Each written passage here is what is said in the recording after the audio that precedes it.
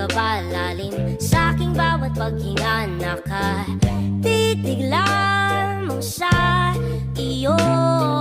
Naglakad ka ng dahan-dahan sa pasilyo tungo sa altar ng simbahan.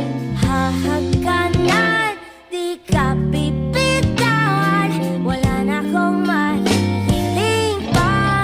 Ikaw at ikaw, ikaw at ikaw, ikaw at ikaw, ikaw at ikaw.